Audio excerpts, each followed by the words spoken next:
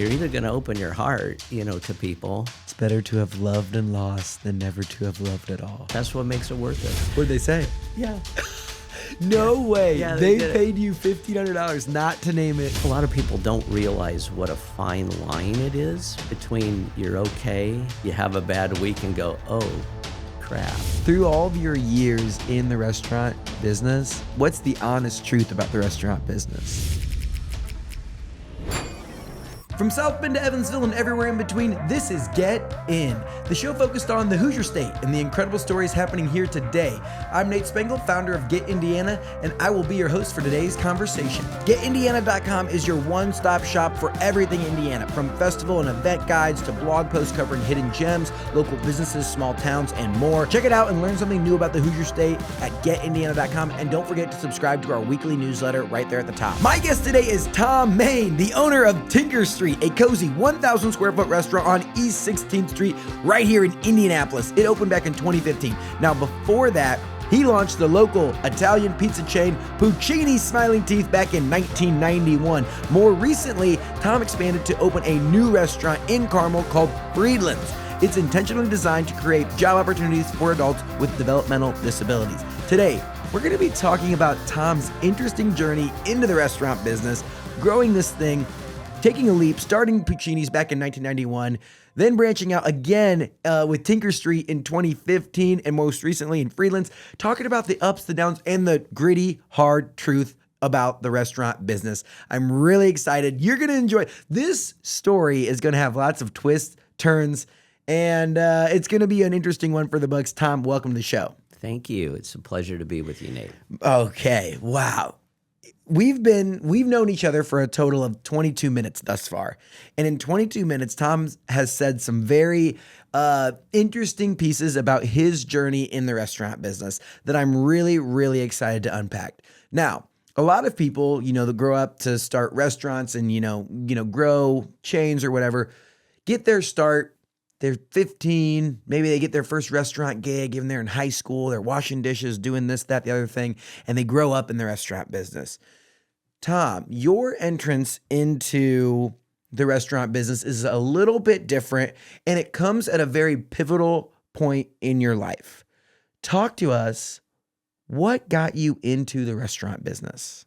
Desperation. You're 30 years old, Yeah. and desperation got you into the restaurant business. What created a desperate 30-year-old that needed to get into the restaurant business? I took a federal vacation for the importation and sales of marijuana. The times I was doing this was from late 70s into the mid 80s. The government tired of my antics and efforts. This is the time. I think that today it's like you can go to Michigan or Illinois or Ohio, Colorado. I mean, I could go on and on, list all the states. Like, it's definitely not that taboo, I would say, at this point in 2025. In the late 70s, early 80s, it was a very different climate in regards to that. Yeah. That's the answer. The war on drugs, Reagan administration, Just Say No, all those things were becoming, I don't want to say fashionable, but prevalent. Where did it all come to a point? And what got you to a point of like, I need to change my life and I need to figure out, and into that point of desperation where you joined the restaurant biz? Long before I was caught, I really knew that wasn't really it. That's not what I wanted to keep doing. I knew that wasn't really an expression of who I am. Yeah. And that I felt like I had potential to, make an actual difference in some ways in the world. Did you have another career at the time? No, I did not have another career. And so, like, was there a specific moment where you're like, oh man, like, because I do think that's, and this is with anything, we all do things that we know we're not supposed to be doing. Whether it's like, like we all have those things, and everyone that's listening can internally know the things that you know you shouldn't do, but you continue to do it. I feel like I've talked to a few people that maybe have a past like that, that have done things, and it's like during it, like, I have to change. I have to, but you like never get yourself to actually make the change. You never get yourself like actually out of it. Yeah. I mean, I was forced into it. And I think that was really the change. Yeah. I'm grateful for that. I think that it wasn't going to happen, or at least as soon as it did, without interference. Yeah. And so you end up going to federal prison? I think on a lot of levels I was just really lost, and that's what led to it, and I thought, wow, this is a chance to, make some money, which I thought, it's nice to have, but I thought that it would change, how I felt about myself, like inner confidence, self-esteem, those kind of things that become cliche. But I think that's a big part of it. Like that, we didn't grow up with a bunch of money, so those things. So I thought, oh, you get some money, you can buy some stuff, you can get a nice car, you can, travel, do these things. And while those are nice, it really is true. It doesn't change who you are inside. And so, sort of an empty journey. And so, I'm grateful for the experience. I think the best thing that happened to me through that was that I was able to experience going in to a bunch of really great restaurants, not just in the States, but in other countries. And I fell in love with them, which at the time I just thought I liked being in these places. Where was the first restaurant you walk in? Because you're overseas, like doing business deals, and you walk into like a fancy Colombian restaurant or something, and it's just like, wow, this is sick. I think the places that really got me were really here initially. Not in Indianapolis, but like in New York or San Francisco. I love those cities. Gosh, I mean, you just had so many wonderful places. Yeah. So that's when it really hit me. And also, I mean, I can remember going to a restaurant in San Francisco called Stars, a chef named Jeremiah Tower, who had worked at Chez Panisse, which is a very famous restaurant in Berkeley. Really some of the pioneers of really fresh farm to table, which became cliche, but really working closely with that. And he came from there, and I ate there one night and just was like, oh my God, this is so great. And just super fresh, simple, but fresh. And I went, I'm coming back tomorrow night. And it was a completely different menu, and same thing. And I did it again the next night. Let's go. And it was just blowing my mind. So did you have that conversation? Because again, this is like in your 20s. And you're like, hey, when I get done with this current thing, like I want to open a restaurant. No. You're just a connoisseur of food. Well, connoisseur is giving me too much credit, I think. But I just enjoyed, I just really enjoyed that feeling of people working together, and that, I'll just call it that hospitality, conviviality, those kind of things. I just thought it was just so wonderful. So you end up going out to Missouri. Like, where was the moment where you realized, hey, when I get out of this, I'm going to change and I'm going to do something different?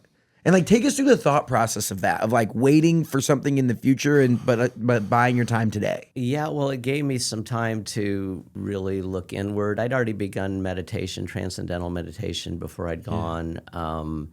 So I got deeper into meditation. I spent a lot of time. Did this help with the confidence side of things? Like, I think at first you said, oh, as I get more money, and I think a lot of people think that way, more money, nicer car, bigger house, all those things are going to make you feel happier, better, more fulfilled inside. Yeah. But really, then you get there and you're like, oh gosh, it's actually just a me problem. Well, you're still the same person, right? Yeah. Like, really. And so that one occurred to me pretty quickly, but I just didn't know how to get out of the bag, so to speak. Yeah. So I really think that call it getting in trouble or whatever, was really a blessing. Yeah. Like, kind of, where did you definitively make the, hey, when I get out of here, I'm going to change? Because like recidivism, like that piece of like, people get down that journey and it's tough to break out of that cycle. Yeah, I didn't know what I was going to do. It was scary. I mean, it didn't look good on paper. I had attempted college twice, never actually attended a class, but flunked out both times. So I had to test back in the second time, like, oh, this time I'm going to do it. And I got as far as the door of the first classroom and went, I can't do this. Where were you going? And then didn't withdraw. IU and then IUPUI the second time. Well, and you said, nope. I did the same thing the second time that I did the first, meaning I just wasted the money. Why? I don't really know. I don't, school was never really my thing. Yeah. I tend to, get distracted pretty easily. And so if they're not talking about something I'm interested in, then, I'm looking out the window. And where was the first moment that someone talked about something you were interested in and that like learning and latching onto something really took hold? Well, I can't believe this popped into my head. And it was something I wasn't even interested in. Okay, so I remember being in grade school. Yeah. And there was a kid who was really into like Army stuff and tanks and things, which I had basically no interest in. I was like third grade or something. Yeah. But I remember him talking about it with such, just passion. Like he was so into it. And I'm just sitting there, and the hair on the back of my neck was like standing up.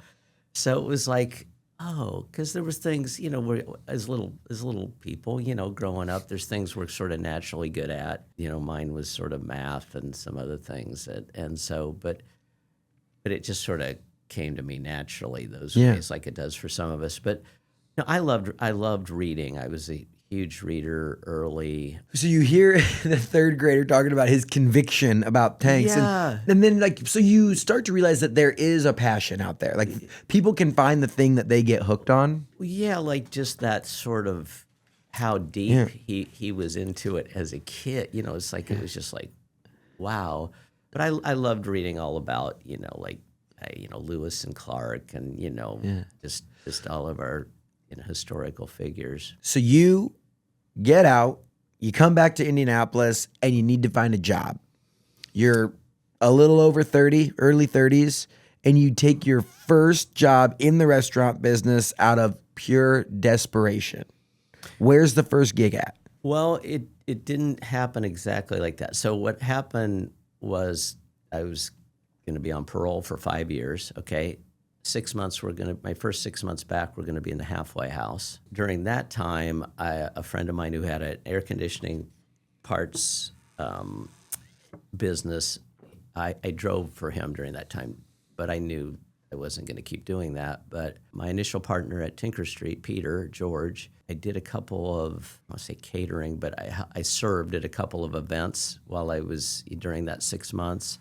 And his original chef, Tony Hanslitz, he and I were friendly, and we decided we were going to create a sauce business, believe it or not. And we were making things like blueberry barbecue sauce and things that were not, you just didn't see much of this kind of stuff. Also, you couldn't outsource anything. So he and I were making all of it. We had a campfire onion marmalade, which later became a pizza at Tinker Street, at Puccini's Campfire Pizza, which, hey, about 10 years ago, won the best pizza in the world in Italy. Can you believe that? I didn't find out till 5 years after it happened, but that was kind of nice. Wait, what? Yeah. I mean, it was not the best pizza in the world. How does anybody decide that kind of thing? But it's an interesting. Someone pizza. claimed it to be. Well, that was really So nice. at one point, you were the inventor of what became the best pizza in the world. I hope that's not the only thing I have going for me. Okay, I hope so that's not it. So That you're was 31 years ago. working with sauces. Yeah, so you're we're going to doing start a that. sauce company. Yeah, but then it became apparent financially there was just no way this was going to work. Like there was a Atlas grocery store, picked it up. There were O'Malia's grocery stores. They were carrying them, super sweet. I mean, to support local guys, and this kind of thing. But the amount of work you went through to produce it for, the small say, it just wasn't, we needed to survive, or I did. I mean, I had two young girls and a very patient wife at the time. Yeah. And so Tony said, let's open a restaurant. And I said, really? and so I better go get some experience. He and I never opened a restaurant, but I went, I called a friend, Fletcher Boyd, who had a restaurant downtown called Fletcher's. and went to work for minimum wage, I think it was. Early 30s? Well, I'm trying to think. No, I'm probably 31. Okay. 31. And you go to work for minimum wage with a family at home. Yeah, well, I was getting help. Terry, my first wife, was a school teacher, and she'd begun teaching again and like that. So, I'd love to tell you that I had some elaborate plan. I didn't. I mean, it's like, I don't know if I've ever had an elaborate plan in my life. Minimum wage, what were you doing? Yeah, I was working in the grill room, which means so Fletcher had an upstairs and downstairs restaurants. Upstairs was a grill room, and so it was just simpler menu, grilling some fish, making salads, that kind of thing. Downstairs was I'll call it more of a, a little more upscale. Yeah. So you're working the grill room for minimum wage. How long do you do that for? I have no remembrance. I don't know. It wasn't super long. It was months. Then Tony said his friend Keith Carey, who had been at Basbo Pizza, was opening or had just opened a pizza place at 62nd and Aliceville called Some Guys. Yeah. And was looking for help. So I met with Keith, and so I was the morning prep guy there for a while. And so then you loved moved, Keith, loved Nancy. At one point we discussed opening another one, but that didn't seem to, I can't remember all the details, but just it wasn't going to happen. And so I was going to move on, and one of my best buddies said, well, let's open one of our own. I'll get the money. And, we opened, I said, I want my brother to be involved. And my brother is, wonderful musician. It had no restaurant experience. Heck, my buddy hadn't any restaurant experience. What made you guys want to do a restaurant? I had developed a pretty good taste level, I guess I would say, and how things go together. I would never call myself a chef. I kind of bristle at that, how loosely that can be thrown around. But I could cook, and I knew how to, put flavors together. And so I had my own ideas. But when Mr. Digger, as we call him, came to me and said, let's do this. And I said, well, let's meet at the original Cafe Pas de Choux. Martha had only been open a short time. I still, when Martha and I get together, sometimes I'll bring that up. Or last time I go, I missed that one. Kids playing the back. I mean, it was just everything was so intimate and personal. And that's where it was formulated. And I said, yeah, we'll do it. I think I can, I think I can make up the food, but, let's get my brother involved. And he goes, what for? He's a musician. I mean, kind of, I'm being a little, and I go, he'll watch the money. There you go. Of course he did more than watch the money, and over time, and, we all had our parts. But there's so much to these stories, that you look back, and this is now, the first one was March of 91, but I can remember we were standing out in front of the original location, 86 and Ditch. It was just that center was being built. A local developer, George Broadbent, lived pretty close by.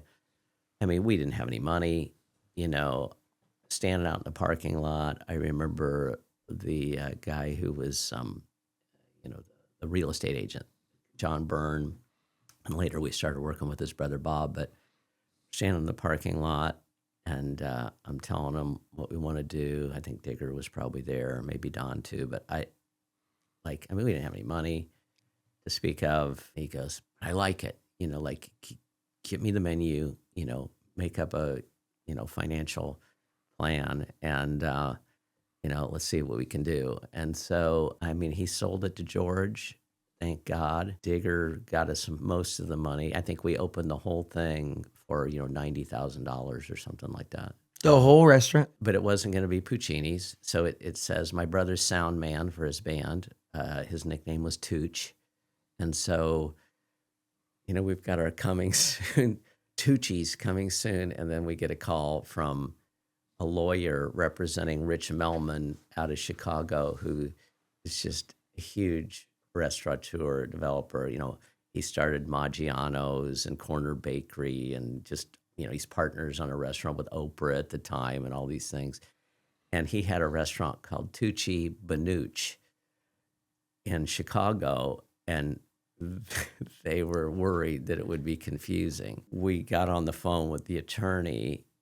Maybe we had an attorney that helped us, but just went, hey, look, we'll stop. We'll name it something else, like, but, we've spent $1,500, on the beer and wine license. So is there any way you could give us $1,500? What'd they say? Yeah.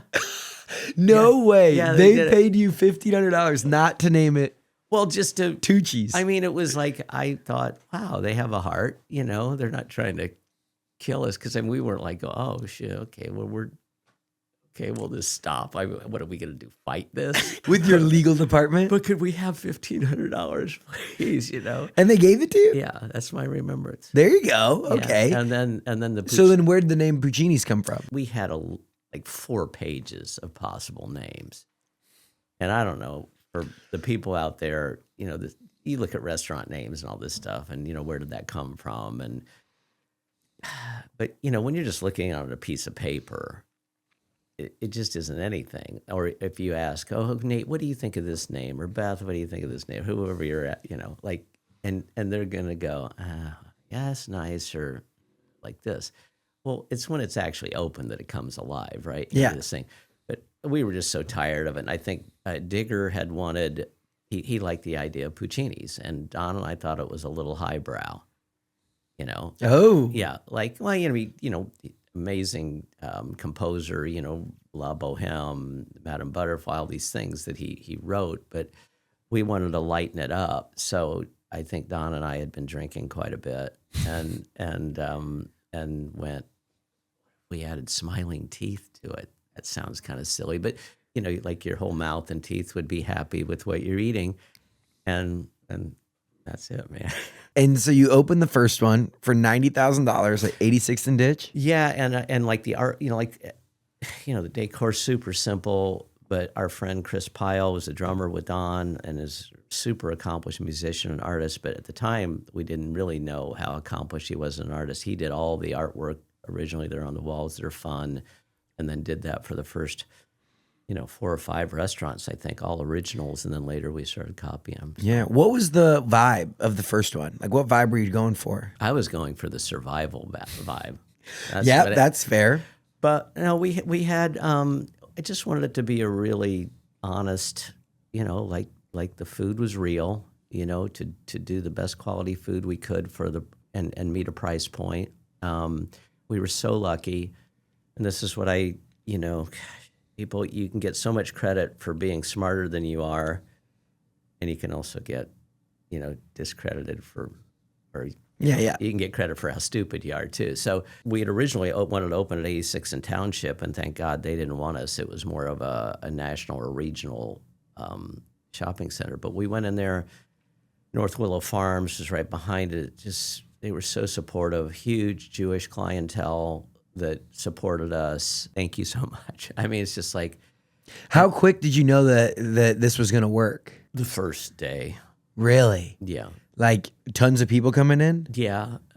We had support right off. And leading up to it, like, I was the one doing the cooking, and I'd leave, we opened in March of 91, but I'd leave the door open as much as I could, hoping somebody would kind of stop in. And if I was cooking something, I'd invite them in and, tell them what we were doing. Hey, you want to try this and these things. But no, it worked right away. But if that hadn't worked, our second one was at Clearwater. It ended up working well, but at first it was just marginal. And then we opened one on the south side that failed miserably. Really? And you just, the timing of things, like if somehow Clearwater had been the first one and the second one had been the south, we would have been out of business. But the first one was strong enough that it would allow us to survive and close the one after a year. How does the timing and the logistics of opening multiple restaurants look? So you opened the first one March of 91. And it's like 7 months later we opened one. Oh, so you immediately it started working. It was quick. I mean, the majority of the money we got, again, so like of the 90 or 95,000, 80 of it I think came from this one guy, and then another 15 from one of our buddies, but the guy with the majority, I don't know, there just was momentum. And also, our ages, we knew that one, no matter how well it worked, it's not a great living for 3 Yeah, for three partners. For 3 partners. Yeah. And I'm the youngest of the 3 partners. So there was this time thing. It was too fast. I mean, if I'm, in retrospect. So you go and open that second one. Yeah. Do you have to take another loan out? Well, I mean, the loans from the original guy, that gave us I think it was 80. I might be misremembering. How are you funding the next developments? The next opening? Yeah, he was doing it with family money. So he keeps getting back in and like increasing his investment along. Life's funny, there's certain people that you'll go, man, they were not great people in my life necessarily, but if we're not careful, we forget that by knowing them, it led to something else. Does that make sense? Yeah. In these ways. And so I want to just be grateful that, because without him, we wouldn't have gotten a start, you know, but it became apparent reasonably quick that it wasn't a great fit. I'll just say it that way. Yeah. And so there came a point, I can't remember, maybe after store 3 or 4, where, we worked out a way to have that end. Okay. And so then you fail miserably on the south side. Man, did we. How do you stay afloat? And how quick did you know it was, like you said, you knew day one that the 86th and Ditch one was going to work. How quick did you know that the south side one was not going to work? Pretty much immediately. And what was the reason? First of all, we just made many, many errors. Did it get more expensive to open restaurants too? Our the 2 first Puccinis were both 2,400 square feet. And by the way, I mean, we're filling them with the people we know. These are not, cooks and chefs. These are, musicians, hippies, so this is what this is. But we had a lot of fun, especially in the first one. But they were both 2,400 square feet. The one on the south side, which I went down there one time. I mean, I'm working, I'm cooking, okay? And I'm hearing them say the Outback Steakhouse in front is either the busiest or the second busiest, in the country, with 2-hour waits on the weeknights and, blah, blah, blah. Well, and they kept saying it's in Greenwood. Well, I only found out really after we were open that it's in Southport, not Greenwood, which may have made no difference, but it was just like, that's how little thought I was really put it. And then instead of 2,400 square feet, it was 3,200 square feet. And the kitchen was massive. And the best week we ever had there was, I mean, maybe worse than the worst week we ever had at either of the other restaurants. The best week at the south side location was worse than the worst week at the north side locations? It might be that there was one week at Clearwater, like in the first 2 or something, where it was like this. But yeah, and it just became apparent. And there was like a little build, then we're retreating. These are things I'm still dealing with, in the restaurant business, where you go, when you are doing business, it's great, but it's not just because of the money, it's because of it takes pressure off how you staff. You go, we got to have enough people to do this. When you're guessing how busy you're going to be on a given night, there starts to be a pattern, and you're going, well, we only do this much business on Monday, Tuesday, Wednesday, so we're only going to run with this. Well, then the proverbial bus pulls up, and you're busy, and you're going, son of a gun, I wish I would have known. Well, yeah, we're not delivering the experience we want to deliver. And so going, so what are we doing? Yeah. Yeah. So how hard was it to close that one? So my brother Don and I were trading off on Mondays and Tuesdays. I don't remember which, but we'd be the only person in the kitchen. Like, it was me one day, then him. We were approaching the year mark, and I think I said to him on the phone, I go something like, Don, how long were you alone in the restaurant? Like, not just in the kitchen, but some hours, right? Like, because we're not open in the dining room or something. And he says, and I go, well, what if you or I had a heart attack during those 2 or 3 hours, right? And just died, It was something like that. And I go, is that the way you want to go out? Like kind of, and I'm going, because it isn't how I want to go. Like gasping while you're putting together no one's pizza because no one's ordering it. No, and you're just going, what do we do? What are we hoping for here, right? Yeah. Because it's at this point you're going to need a miracle, and we're approaching the 1 year mark, and we're paying our, we take paying what we owe seriously. We're paying our lease, and so, but we decided right then we're going to close it. So we did a Indianapolis or Baltimore Colts thing where we moved everything out during the night. But kept paying our lease. And so, because we felt like we would have kept paying the lease.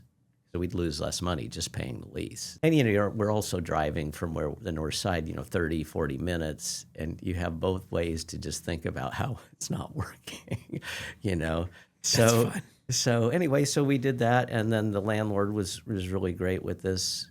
They went, well, we want to get it filled. So, but we kept paying until they got it filled, and so it worked out. How many locations did you end up growing Puccini's to? I think the maximum it was, because it's not that anymore, it might have gotten to 15 or something like that. Yeah. We'd opened 6 here, then we'd opened in Lexington, and then we opened a second in Lexington, and maybe a third in Lexington. And How did you know it Lafayette, was time for you to Fort Wayne. step back? I mean, I've always been sort of not so much as I've gotten older and older, but kind of restless. I was originally sort of the operations person, meaning the food, this is stuff that still is alive and well in me. But my favorite part of the business are the people. And by the people, I mean the people who work there. They'll also drive you completely insane. But so as we grew and I would go from store to store, because originally, I mean, people say these hours that you work and you think it's made up, but you work a lot of hours. I mean, that original thing when I was doing the cooking, like I really was working, I don't even know, 80, 90 hour weeks, sometimes I'd sleep at the restaurant on top of the walk-in or. No way. Yeah. I mean, not on like top of the walk. but you just go, I'm too tired and I'm going to be here in 5 hours for it. I don't even feel like driving home. So, you do that stuff. So, but as we opened, I was not, I don't know what to say, together enough or whatever to be able to manage it the way it probably needed to be. I would go to the restaurants, come in, and I was lucky that people liked me. They liked working with me. And, hey, are you staying? Are you going to do this? And I'd be going, no, I'm kind of off to the next thing. That didn't feel great. So I really just had trouble sorting out how I wanted to do it and get joy out of it. And I had read this thing at that point called seagull management. Have you ever heard of it? Mm-mm. Well, it's where you fly over, shit on everybody, and then fly away again. And so that's not really That's not really my seagull, man. style. Yeah. So you're like, I like to encourage, I like to work with, and do those things. And so I just kind of lost my way. And Yeah. So then you end up stepping away. How long are you away from the restaurant business? 3 years maybe. Yeah. And then in 3 2015, you decide to get back into it with a new concept. Take us through how you got the idea to start Tinker Street. Well, once again, desperation, Okay. There's a common theme. Yeah. I'm picking it up. in these ways, but there's some things I'm reasonably good at, and they do translate to the restaurant business, I think, and a lot of that has to do with team building. My friend Peter, he had a restaurant called Peter's in Indianapolis. His original one was in Fountain Square. Then he had one at Keystone at the Crossing, and we'd become friends. And then he was out of the business. His restaurant, and a bunch of our nicer restaurants, Something Different, Tavola de Tosa, all those were victims of the stuff that started happening after the World Trade Center stuff and things. There was just a change. I'm just going to say that, and how people were spending money, etc. We lost those restaurants, and Peter got into real estate. And for a year, he and I would cook together and, like that. And we talked about opening a restaurant, and we almost opened one in Michigan. We had a property picked out. and then figured out that the season wasn't long enough. It just wasn't. And then we kind of tabled it for a minute, and then it resurfaced, and we thought, and I had looked at the property. I was actually thinking about opening a pizza place. Of course you were. Well, a different style. And so much, really small, literally where I made pretty much everything, like that I was looking for, water buffalo in the U.S. so I could buy their milk, so I could make my own buffalo mozzarella. These things, they weren't easy to come by. Yeah. I don't know where you start. I think you might be on a list somewhere if you Google where to buy water buffalo milk in the U.S. But I wanted it to be super intimate. I'd been, there was a restaurant in Phoenix that's now famous, Pizzeria Bianco, but Chris Bianco would be there in his John Deere hat with 20-some seats, and just there he is at the oven, and it's 5 pizzas and there's 3 salads. And I thought, I don't know if this will be accepted because there's maybe not enough, but I'd love to do something like this. And I hadn't found the spot. This was before Martha had done Napoli's or Neil had done Pizzology or any of those kind of things. But it just wasn't flying. And the building where Tinker Street is, I'd looked at a couple times, not necessarily for the pizza thing, but it was so small. The building, the building itself is 900 square feet. That's small. That's small, man. So, and it had been a real estate office and then an attorney's office. But I kept thinking about it. I loved the area. It's crazy to say up and coming about a place where you got 2 historic neighborhoods because we're technically in Heron Morton, but you cross the street and it's the old North Side. It was coming on, and it just felt right. So Peter and I did a couple pop-ups at 25th and Central. There's a yoga studio. There was a coffee shop, but they have a couple kitchens set up there where food trucks will pull up, and you can rent out the kitchens. At the time, it's on the southwest corner. I know where what that I'm is. talking about. Was that where Artie's was? Maybe, I don't know. I don't know Artie's necessarily, but we set it up. We did a night. I did most of the cooking with some help. Peter organized the front, wine pairings, and the first night sold out really fast. So we added a second, and we had fun. And so, okay, let's give this a go.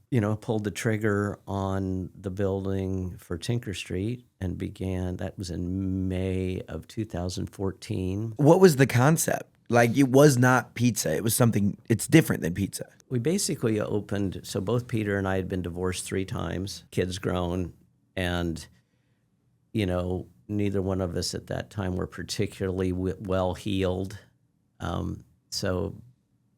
And cooking, it's not that much fun cooking for one, at those times, those things. So you'd find yourself out a lot and just weren't finding what it is we really wanted and making it so you could give people some really interesting food, but at a good price point. When we originally opened, we didn't have anything on the menu over $19. Oh, wow. Yeah, took no reservations. We had both a white and red wine that were $5 a glass that were excellent. I won't go into detail about how you can accomplish that, but I would, but it's just, So, but it was great. So we really just opened the restaurant we wanted to eat in, and we were fortunate enough to, Braden Kellner became our chef. His sensibility was wonderful. We were able to put together a really wonderful staff. We fell into a sommelier 1 week before we opened who had actually helped us with our pop-ups and had lost her sales job, Lindsay Sloan. Yeah, and we just got creamed right from the beginning. It's only 900 square feet, right? Well, we built the patio on, so in which we can use year-round. So that's why it's really not 1,000 square feet. It's more like 1,600 square feet. Okay. So... How many tables is that? 88 seats total. Okay. 88 seats. Yeah. Okay. Counting, 8 bars, bar seats, which there's 4 on each side, no back bar. It's action packed. Sure. And from the beginning, you got slammed? It was crazy. We might serve 250 people nowadays. We're hoping for a turn, on a weeknight. Meaning turn would be your total seating, basically. So that means we were doing 3 turns in that restaurant in a 5-hour period or 6. It was just wild. And it was super fresh food.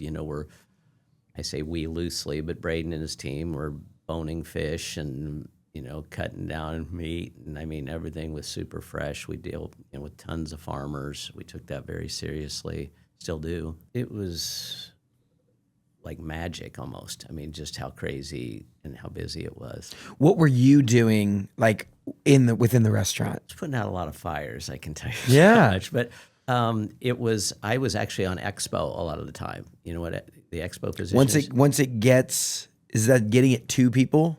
People running food servers and like this. But no, it would be like, so I'm standing looking, so the kitchen's open, into the main dining room. And so it's, the tickets come up. I'm, okay, our goal is this on the first round. It's this on the, on the main course. It's this on the desserts. I'm keeping the team that are cooking apprised of where we're at on the tickets. Mm-hmm. And in addition to that, when you've got that many plates coming up, because originally we only had one window where it was coming out, and we might have 500 plates coming through there in that time. So it was nuts. So, but they're getting their ass kicked, and so it's kind of like being a jockey or something, where you're just going, you want to encourage, inform, and do all these things and get them to the finish line and appreciate what they're doing. So yeah, that, and then any spare second you'd be cleaning off a table because it needs to be sat almost immediately. But it was an amazing experience for sure. I mean, so immediately you're slammed there and it just starts growing. Like now I think it is a very well-known restaurant, again, up on you said right between Heron Morton and the Old North Side. Yeah. When did it become a staple of that community, and how did it feel to be totally ingrained in that area of town? It was really amazing. I mean, I can tell you it's changed drastically since those times. How's it changed? The neighborhood itself has changed, but just to your original question, it's like we got so much love from the neighborhood. We got so much support because we thought about it first as a neighborhood restaurant. And then we were fortunate enough that people were driving from, all over the place to get there. And I mean, including, I don't know how they found us at that point, but we'd have people, from the neighborhood sitting next to somebody from Brooklyn, sitting next to somebody from London, sitting next to, somebody from Guy's, I mean, just whatever it was. And it was on. I think lots of things have changed. I mean, we, over time, went to reservations, larger portions, because at the time, the proteins, in order to be able to deliver food, we wanted you sharing a lot of things and tasting a lot of things. So the proteins might only be 3 or 4 ounces, and you could also cook that much faster, right, in these ways. And so, things have gotten larger. There has been, I'll use the word competition, but it's more like, there's so many places for people to go. When we opened, there weren't as many places in Zionsville or Carmel or Fishers or, any of these places where now you can get someplace you like in a couple minutes. Yeah. And so, people don't drive down as much. The neighborhood is more family than it was back then, and we don't serve families. That's true. So, Yeah. We don't do carry out or delivery, and that's a whole nother, sort of ball of wax. The restaurant space, I think, is one from the outside when looking in is fun. You get to serve people, you're cooking food. How hard could it be? Through all of your years in the restaurant business, what's the honest truth about the restaurant business? How long do we have, Nate? Yeah. Nothing like it that I can think of other than maybe theater, in a sense. Oh. Like that it is, you have your hours of operation that people see, okay? Like you open at 5, close at 9, okay? Curtain went up, curtain went down. How'd we do? What'd we learn? Hey, we're open tomorrow again. Curtain goes up. What can we improve? Those things. So that's a really cool thing, is that you can make adjustments, certain ones, pretty quickly. But you're dependent on people. It's our job, our responsibility to provide them what I call a safe environment. And by safe, to me, that doesn't just mean that you are not going to be hassled by your fellow workers in any kind of way, or you have to accept bad behavior by guests. But it also means, that your training needs to be, complete. And do we always get it right? No. Sometimes that's also a thing that's changed, because over time, the pool has grown smaller of people wanting to work in the restaurants. COVID eliminated a lot of people that were lifers at that point, and then they discovered that they could get a day job, and went, oh, this feels pretty good. How does someone succeed in the restaurant business? Like, if someone is listening to this and wants to open restaurants and grow that style of business, what do they need to do to succeed? If you're talking about financial success, Or just in general success? yeah, I think that's however you define it, because I was going to say, if it's financial success, I'm not sure I'm the person you should talk to at this point. Really? Yeah. So, but if success is, that a big part of it is that you want people who come to work with you, for you, with people, to be better off for the experience, because almost all of them are going to go on and do something else. Here right now is their chance to practice being, their best self. Yeah. It's like the things I struggle with as far as communication and things like that. They show up, whether it's at the restaurant or, with loved ones. So that to me is part of, doing what we do.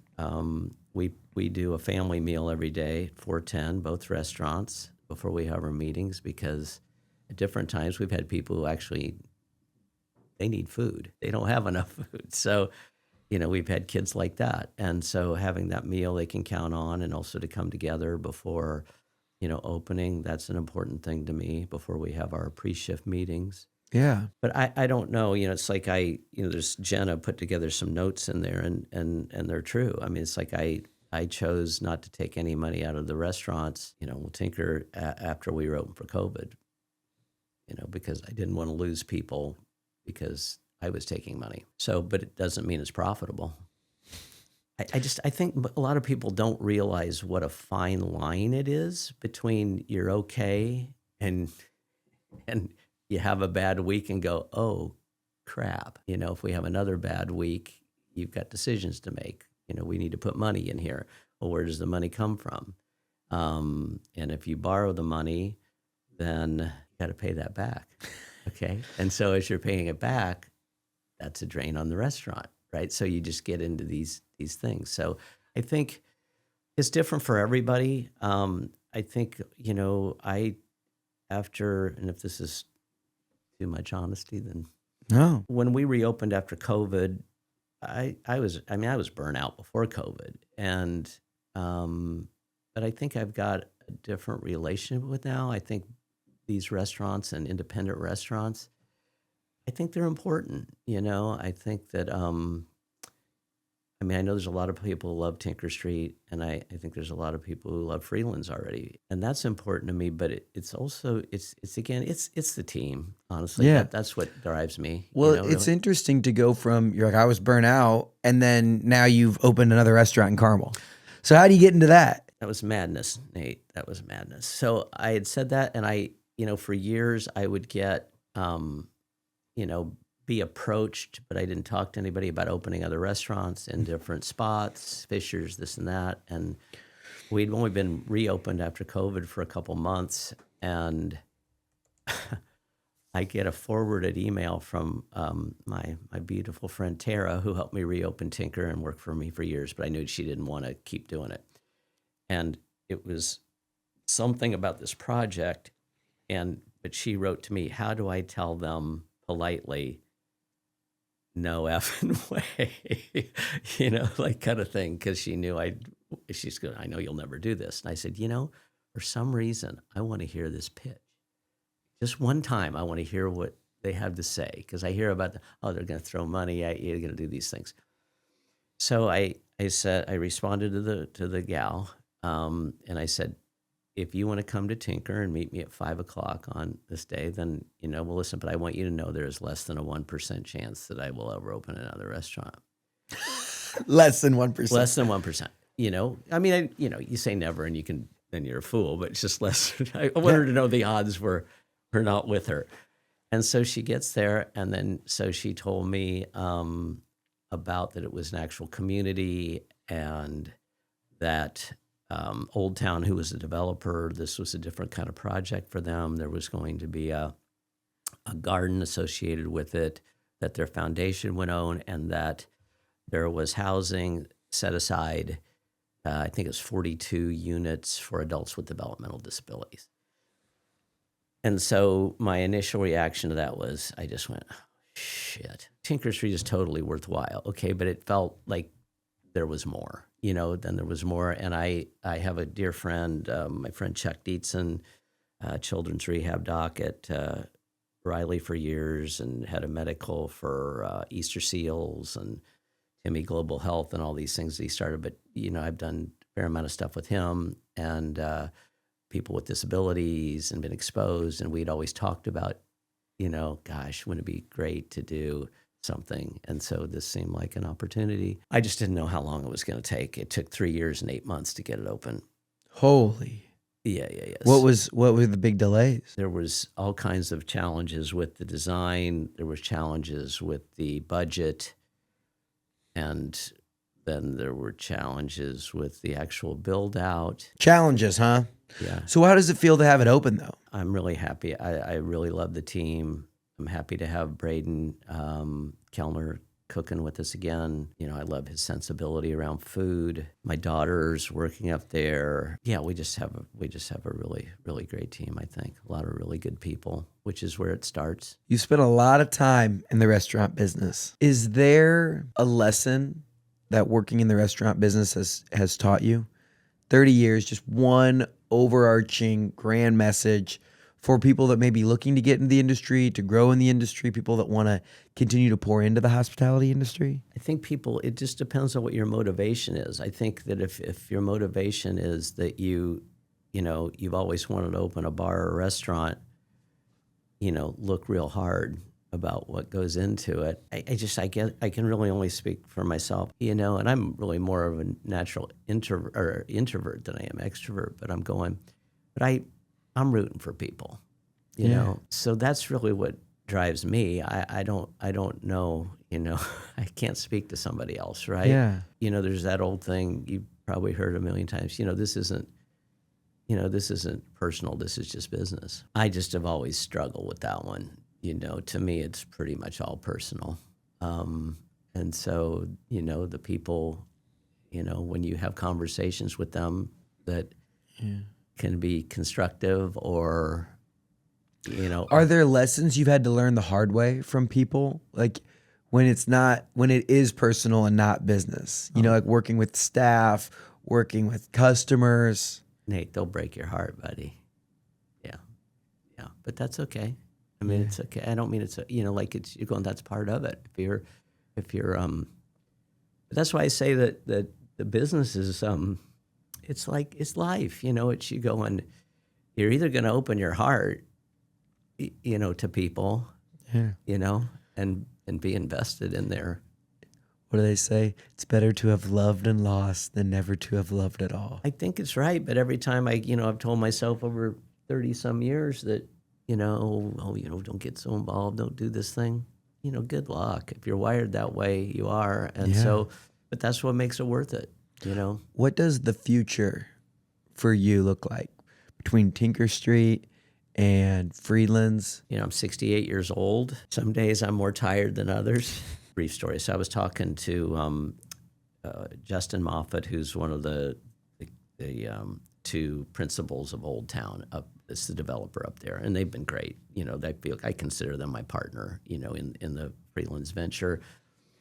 And, because I'd been talking about, just calling it a day, exit and stuff like that. And in the conversations, I'm going, there's so many people that I currently work with that if I didn't have anything to do with the restaurants, if they wanted my time, I would give them my time.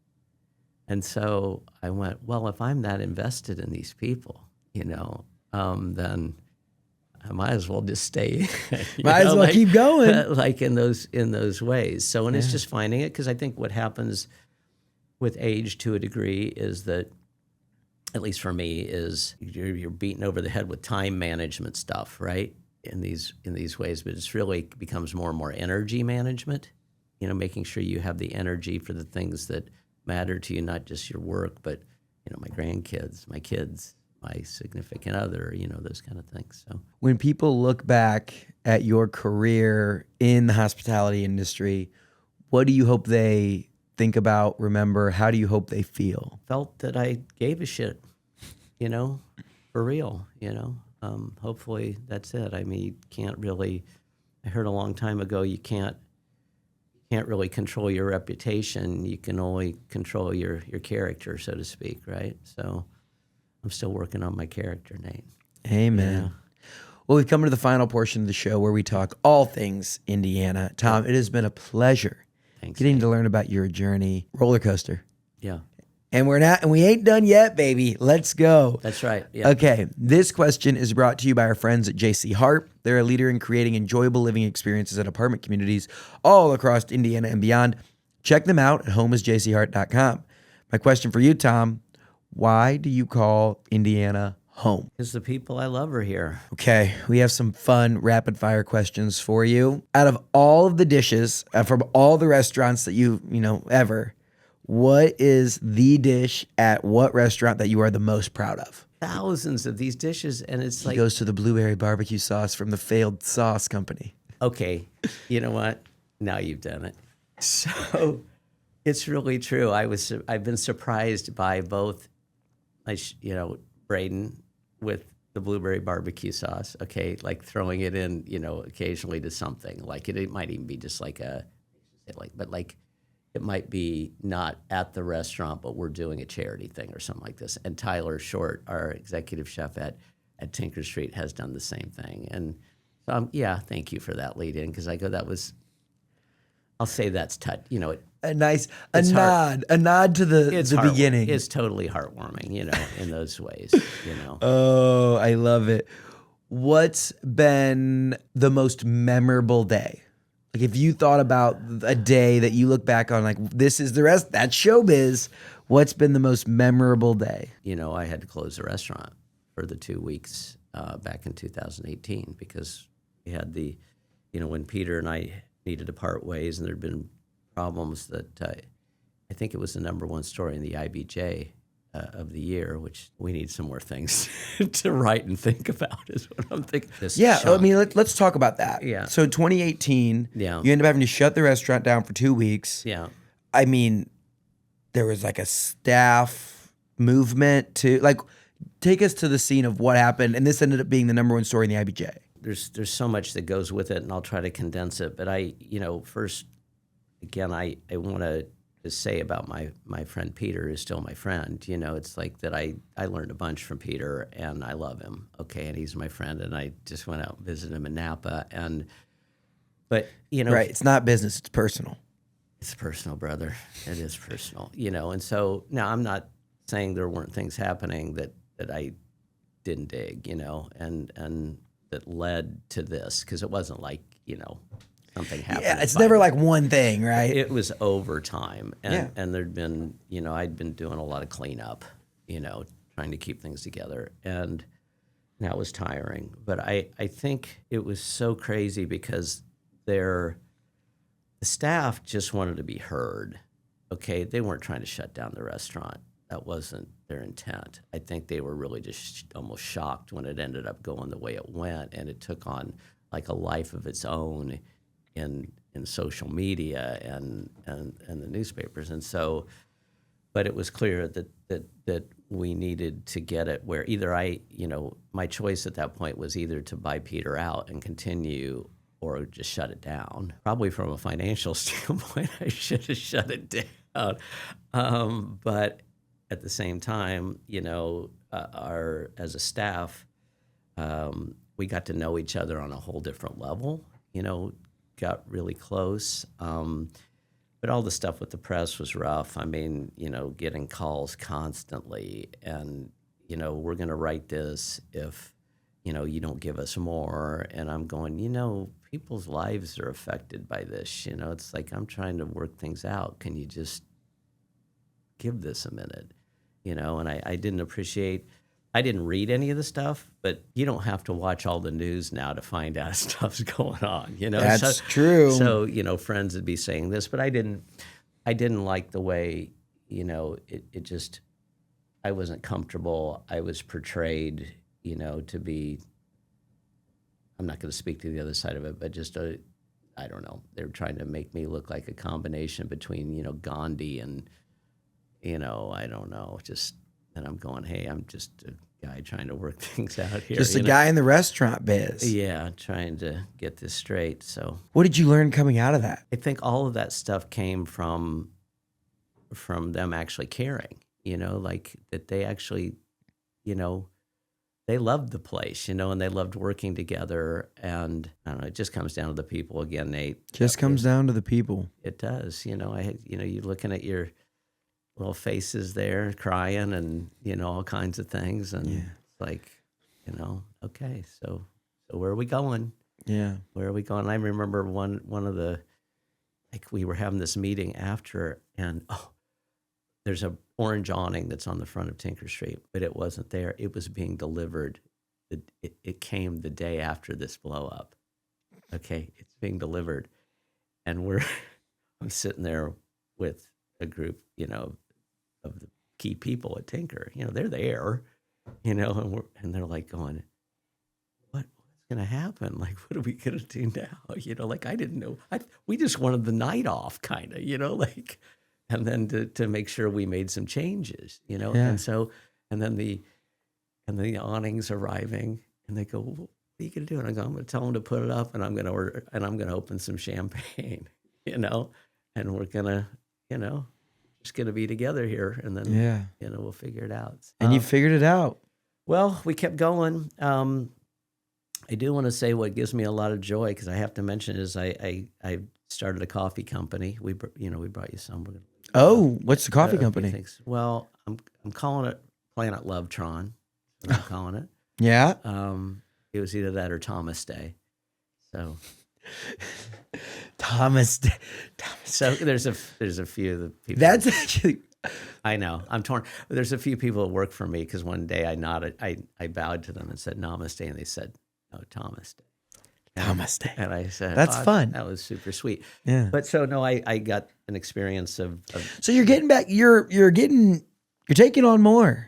Coffee company, new restaurant. Well, I don't see me ever making money from the restaurant business. So, and I do need to make a living. So, and I love the coffee. I got involved first with some of the indigenous that live in the Sierra Nevada to Santa Marta Mountains of Colombia. Got to visit with them, and it's wild harvested, and it's beautiful people. And so that's what got me going.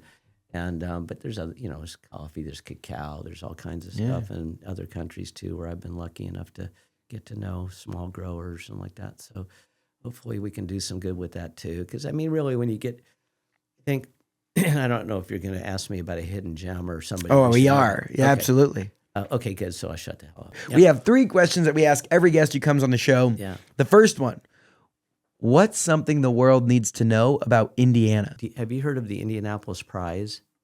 I have heard of the Indianapolis Prize. It's mind-blowing. Yeah. This is like the #1 award in conservation. Animal conservation. And so I had never heard of it. And dear friend Pat Corsi invited Rachel, my girlfriend, and I to come to this thing. He had a table, and we got to sit with one of the conservationists from Africa. By the way, wine consumption is consistently down over the last 4 or 5 years. Every year it keeps going down.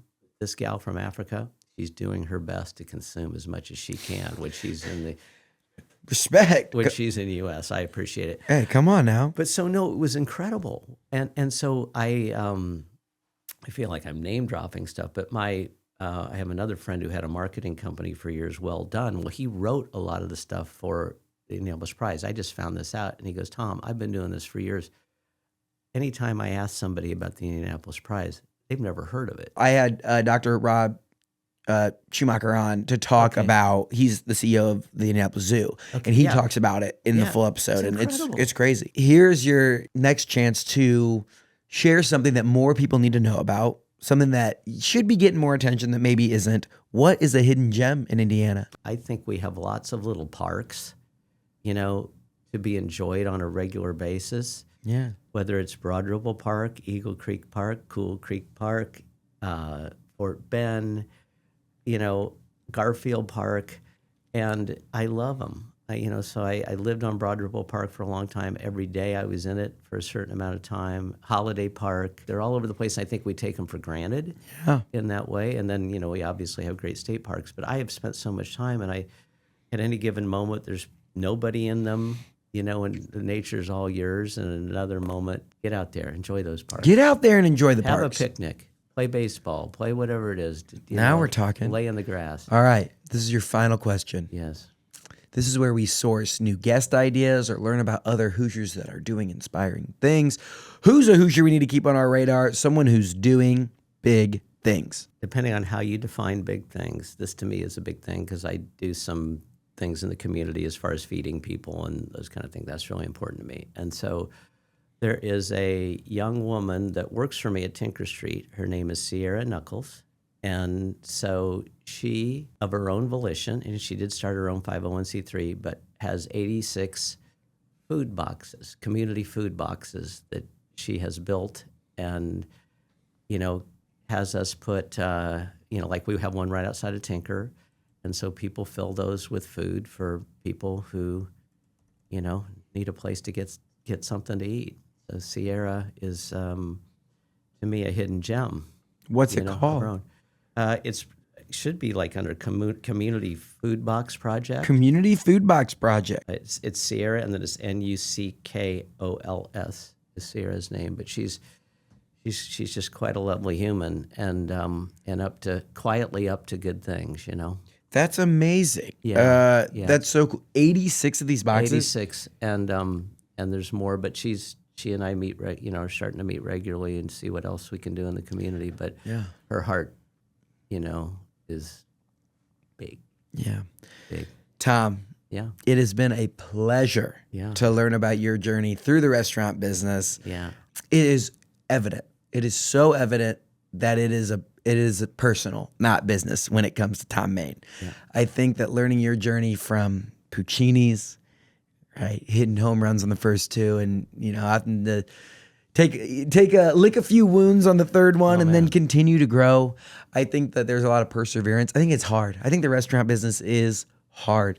It's so reliant on other people, but when you keep your people on your team, when you keep the people in your restaurant at the core of why you're doing it, not to make a profit, obviously you have to make money, all the things there, but it's just so apparent that it's a people thing, that it's personal for you.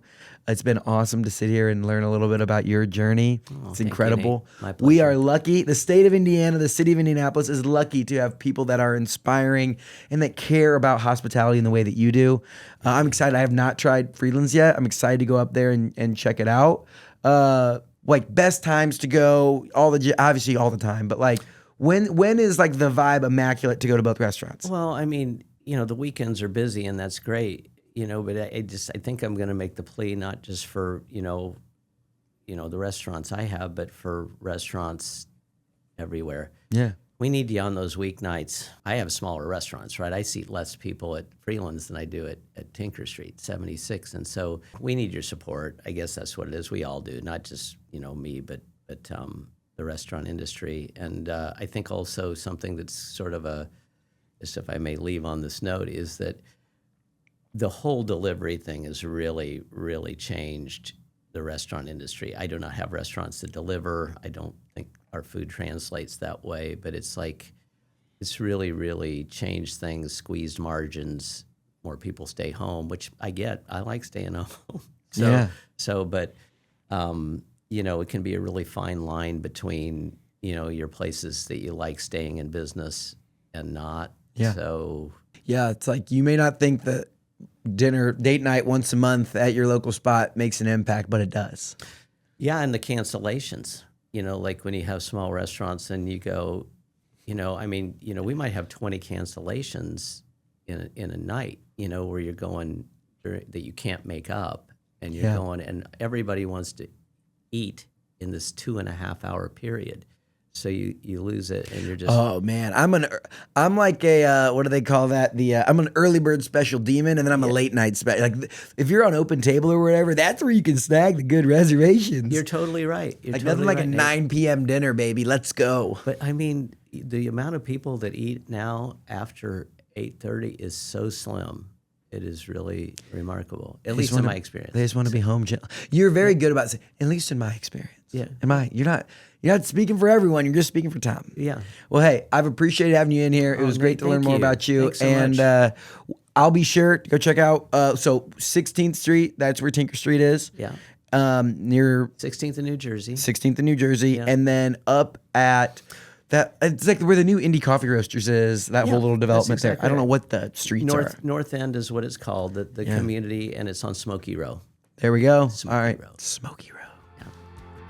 Thanks, It Nate. was a pleasure to You're hang a out, good and we'll dude. talk to you soon. Thank you so much for having me. This show is made possible by our friends up at Sweetwater. Whether you're looking to start a podcast or take your content to the next level, click the link in the description to see all my gear recommendations at Sweetwater. If you want a behind-the-scenes look at everything we're doing across the state, make sure you follow me on Instagram and TikTok at Nate Spangle. Thank you so much for listening and being a part of what makes the Hoosier State great. We'll see you next time here on Get In.